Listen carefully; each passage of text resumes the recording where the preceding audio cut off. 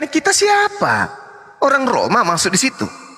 Orang Yunani masuk di sana, pemakan babi. Sedangkan di Yeremia, Yesaya 52 dikatakan orang-orang yang tidak bersunat tidak boleh masuk ke Yerusalem. Bagaimana ceritanya kita kok tiba-tiba orang Roma Yunani masuk di sini?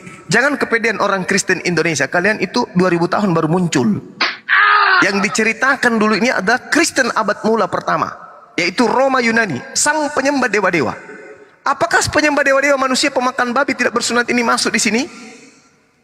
Sehingga kita memandang dia dan rupanya pun tidak. Sehingga kita bayangkannya, ia dihina dan dihindari orang seorang yang penuh kesengsaraan dan yang biasa menderita kesakitan. Ia sangat dihina sehingga orang menutup mukanya terhadap dia. Dan bagi kita pun, siapa kita? Parah kali Kristen Indonesia ngaku-ngaku dia di situ. Sedangkan Romawi sebagai penyembah pagan, penyembah Yesus pertama tidak boleh masuk di sini karena mereka adalah orang najis. Di dalam Galatia 2 nomor 14, orang-orang yang tidak bersunat adalah orang-orang yang hidup secara kafir.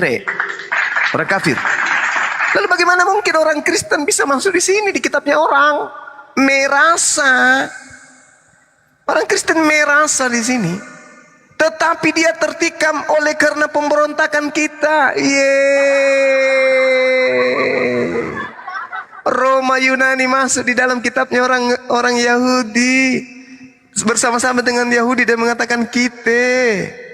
Waduh, saya jadi nggak enak ini saudara. Jadi kalau ini itu gugur ya, karena tidak mungkin orang Roma Yunani masuk di dalam kitabnya orang Yahudi. Inna lillahi wa inna ilaihi raji'un. Tanda kabur. Telah berpulang ke rahmatullah. Lari anaknya orang. Dia apa? Kita harus menyampaikan kebenaran. Kencan duduk kok. Dia apa? Kebenaran harus disampaikan meskipun pahit. Karena kita menyayangi mereka. Bayangkan 2000 tahun diperbodoh untuk kemudian menyembah kepada Yudas. Masa nggak ada ibahnya kita ini sebagai orang Muslim yang diajarkan rahmatan alamin, mengajarkan mereka sebagai rahmat. Kan tadi saya udah santun kan, abangku yang paling ganteng kan udah aku bilang gitu.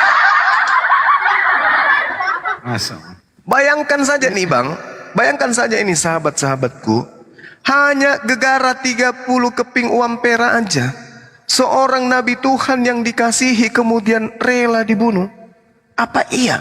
Coba kita lihat apa yang terjadi. Dikatakan di dalam Mazmur 37:8, Tuhan mencintai hukum, tidak akan meninggalkan orang yang dikasihi sampai selama-lamanya. Mereka orang yang dikasihi akan dipelihara kemudian. Bang Juma. Ya, silakan. Stop.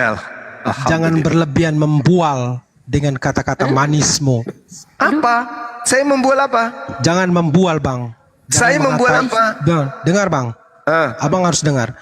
Iya. Pernyataan abang itu berlebihan. Yang pertama, abang mengatai Kristen pagan. Lah memang pagan. Oke. Menyembah berhala. Sekarang saya tanya sama abang. Sekarang saya tanya abang. Batu Ka'bah itu siapa yang menyembah Hajar batu? Aswad? Siapa yang menyembah batu? Siapa yang menyembah batu? Dengar, Bang. Hajar Siapa Aswad.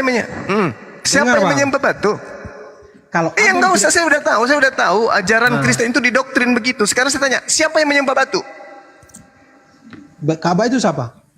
Itu Ka'bah arah ibadah. Apakah karena Anda sabar? Gereja Anda jujur sama saya. Di gereja Anda, di depan gereja Anda itu ada rumah penduduk, betul?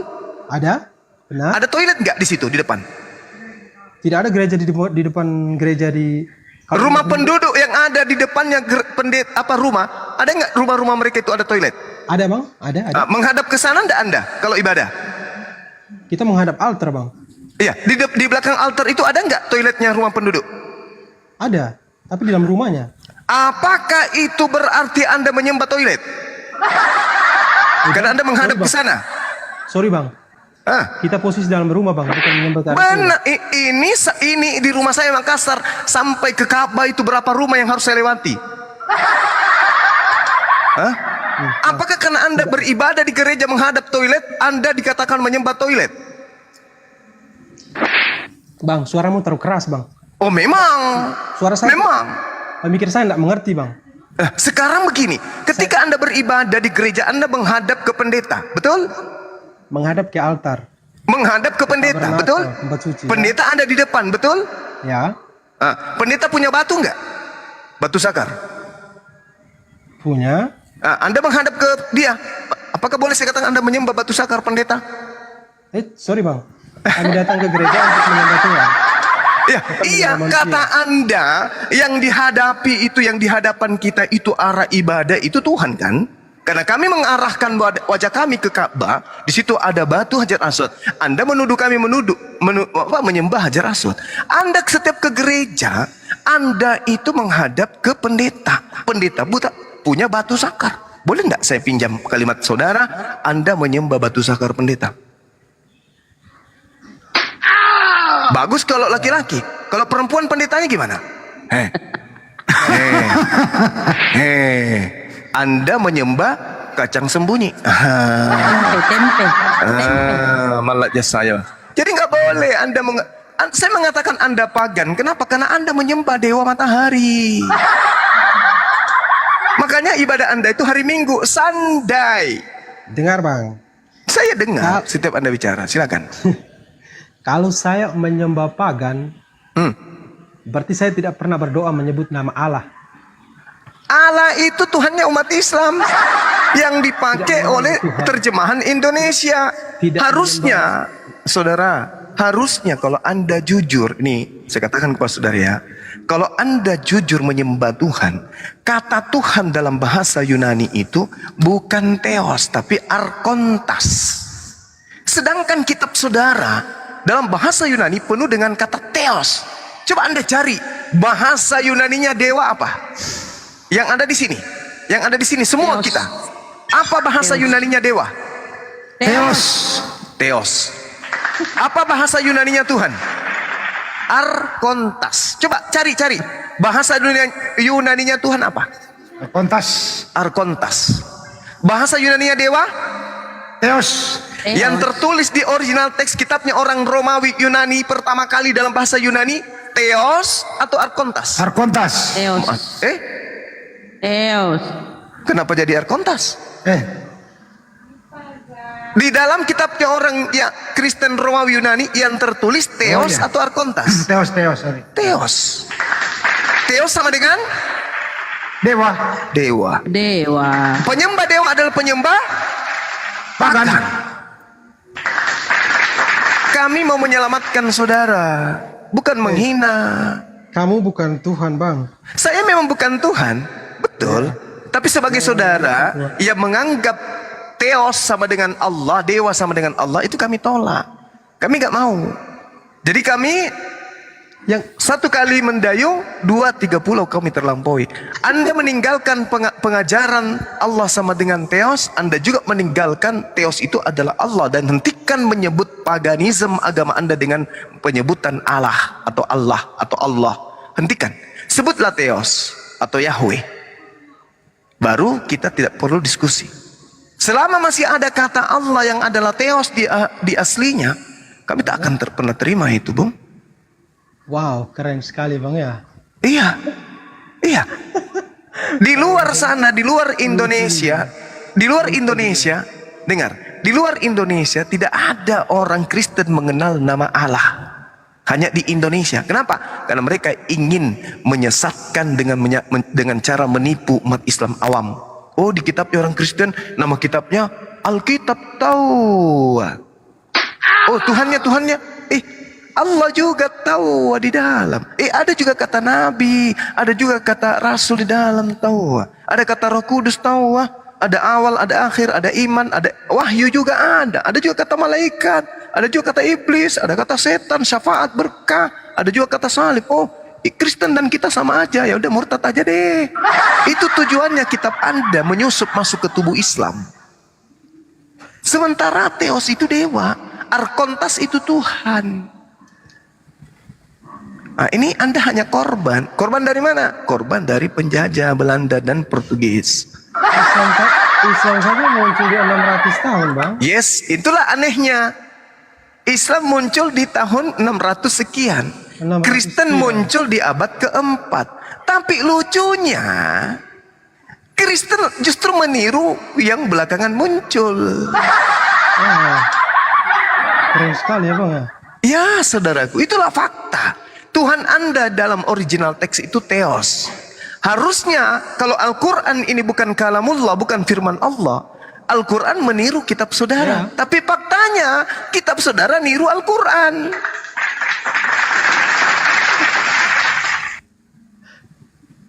Wah, miris juga ya. Iya bang. Muncul belakangan aku bilang kita tiru lagi. Lah faktanya?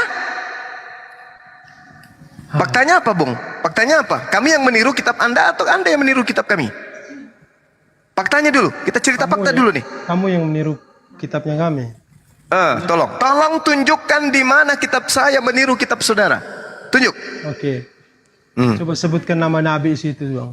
Loh, nama nabi yang ada di Al-Quran itu Musa. Ada di kami juga. Musa aslinya apa namanya? Musa atau Moses? Moses. Moses di Alkitabnya kita. Nah, terus kenapa kamu menyebutnya Musa? Musa, Adam, Nuh. Saya tanya dulu. Di dalam kitabnya orang Yahudi, Musa ini ditulis dengan nama apa? Moses. Dengar. Bang. Moses. Bang, kita sebut satu-satu bang. Moses. Dalam kitabnya orang Yahudi yang kalian ambil secara tidak sah, nama Nabi Musa itu Moses. Kalau Terus- klaim, dengar bang. Terus kenapa kitabmu menulisnya Musa? Niru di mana? Kalau Al-Quran. ceritanya kan saling tuding, artinya kan.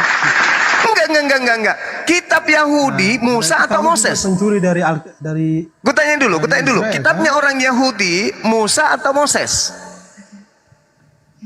Halo bang. Iya, ku tanya dulu. Di kitabnya orang Yahudi, Musa atau Moses?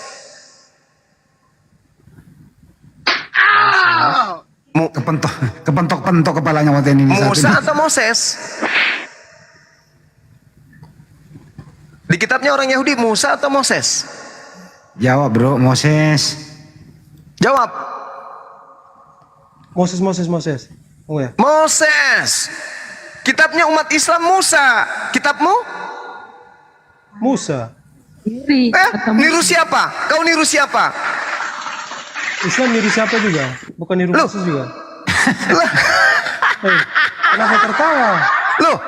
Kenapa Saya tertawa? tanya, kitabnya orang Yahudi tertulis siapa? Moses. Ya. Kitabnya umat Islam Musa.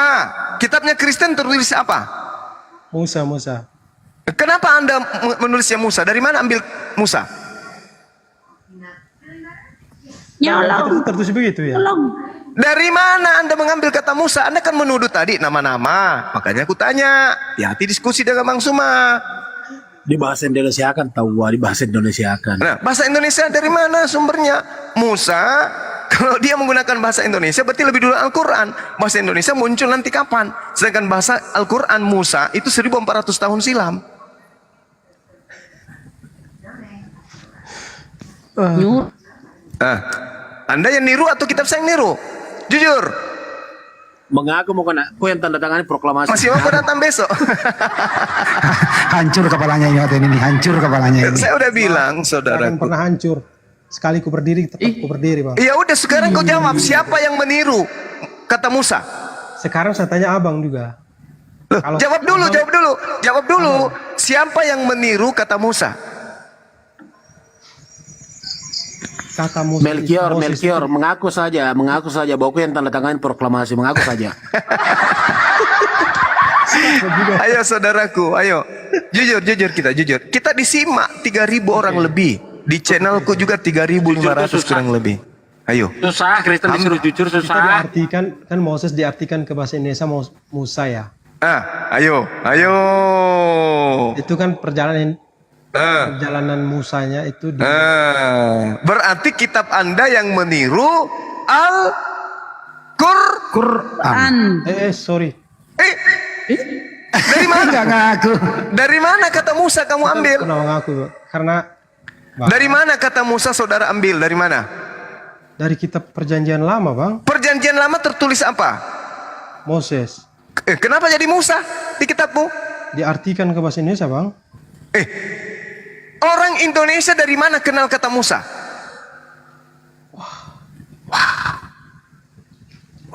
muter-muter juga. Sedangkan Islam juga seperti juga ya.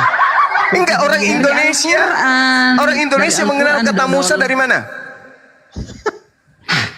Al-Quran.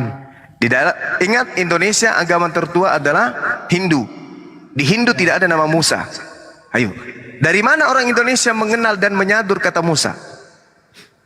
Al-Quran. Susah Kristen jujur ya. Susah. Kenapa nggak dijawab jujur aja bang? Sudah di lebih dulu Kristen bagaimana bang? Malu kalau jujur. Bang, jujur itu tidak membuatmu mati mendadak, Bang. Kalau lebih duluan Kristen oke. Tapi di Yunani, di barat sana, apesnya tidak menggunakan kata Moses tapi Musa. Sementara kata Musa itu hanya ada di Al-Quran. Kenapa kemudian kitab Anda latah ikut-ikutan menyebut kata Musa? Kenapa enggak Moses? Nah, berarti kitab Anda benar pertama lebih dulu datang, tapi meniru buku kitab sucinya umat Islam yang datang belakangan. Artinya kitabmu itu meniru kitab yang baru muncul di abad ke-7. Lucu kan? Menandakan bahwa kitabmu tidak punya jati diri, tidak punya harga diri. Alias maling. Maling. Wow. Dan tidak mandiri. Jujur ajur, nggak jujur ancur. Baju kena mundur kena dong. Iya. Makanya saya bilang Melkior, Ya. mengaku muka saja aku yang tanda tangani proklamasi itu. Kenapa tuh mengaku kita? Karena Enggak kan, kita- kan ada ceritanya gini. Anak ditanya di rumah sekolah, "Hei kamu, Yud." "Ya Pak Guru." "Coba kau tanda tangani, coba kau jujur jawab yang benar. Jangan-jangan kau nak belajar lagi." "Iya Pak." "Siapa yang tanda tangani Super Semar?" "Jawab." "Dari tadi kau main aja di belakang." Apa kata si Yudi ini? Sumpah ke kodong Pak, bukan saya Pak, serius, bukan saya yang tanda tangani Super Semar. Sambil dirangis kan, kenapa saya? Bukan saya yang tanda tangani Super Semar, betulan, bukan saya. Saya serius ini, bukan saya Pak yang tanda tangan. Jadi sang guru ini sabar kan? Melki itu ditanya. Ceritanya begini, ditanya sama gurunya, saya kasih ke pelajaran ngaco. Siapa yang tanda tangan proklamasi? Pulang ke rumah ditanya mamanya. "Mama, siapa yang tanda tangan proklamasi?" "Nah, aku tahu juga itu nak." Tanya lagi bapaknya, pusing nggak? Mengaku muka saja nak, kau yang tanda tangani. Besok datang ke sekolah. Datang ke sekolah. "Bagaimana Cok?" Bu, coba aku tahu Bu, saya yang mengaku Bu, saya yang tanda tangani proklamasi." Begitu. Kalau saya versinya beda kan dah. Jadi begitu ditanya di sekolah, "Yud, siapa yang tanda tangan itu?" Bukan saya Bu, bukan saya Pak, bukan. Serius Kak, saya kodong tidak pernah tanda tangan, saya tidak ngerti. Bukan saya yang tanda tangan. Jadi gurunya ngambil kesimpulan, ini anak pulang ke rumah belajar apa? Ini orang tuanya yang tidak pernah ngajarin. Begitu dia pulang sekolah, waktu pulang sekolah, guru singgah di rumahnya. Saya harus ketemu dengan bapaknya dan mama ini anak. Begitu datang, tok tok tok tok. Pak Guru masuk, duduk Ki. Duduklah Pak, silakan. Mana Yudi Pak? "Ada." "Yud, sini Yud, ada gurumu datang." Dikasih duduklah si Yudi. Pak Guru bilang gini, "Pak, Ibu, tolong kalau Yudi pulang sekolah agar diajarin, dibimbing. Karena pelajaran yang sangat sederhana saja dia tidak bisa jawab." Apakah memang kita tanya kepada dia Pak Guru? Ini mama sama bapak bersamaan bertanya. Jadi bapaknya, Pak Gurunya mengatakan, "Masakan iya Bapak Ibu, saya tanya, siapa yang tanda tangani Super Semar? Masa dia tidak tahu jawabannya?" Langsung bapaknya sama mama nyeletuk, "Yud, kau jujur saja nak. Kalau memang kamu yang tanda tangani itu Super Semar, jujur saja. Kasihan gurumu itu datang jauh-jauh ke rumah hanya untuk tanya kejujuranmu. Kalau memang kamu yang tanda tangan, tidak apa-apa, guru tidak akan menghukum kamu." Jadi gurunya bilang apa? "Baiklah Pak, saya pamit dulu ya. Assalamualaikum warahmatullahi wabarakatuh." Sama-sama dong pala. Ternyata bapak sama orang tua dengan anaknya ini sama-sama Kardoba. Sama-sama nggak tahu. Akhirnya bapaknya buru-buru pulang. Kenapa gurunya pulang? Karena dia takut terjangkit ketululan dari keluarga tersebut. Tapi bukan Melki tau, bukan Melki tau. Bukan Melki, Bukan bukan. itu Melki. Bukan, kan? Bukan jadi Melki. kita Melki, bukan. Makanya itu. Kamu jujur saja, Beco. Siapa yang tanda tangan itu? Kalau kamu nak katakan sama gurumu,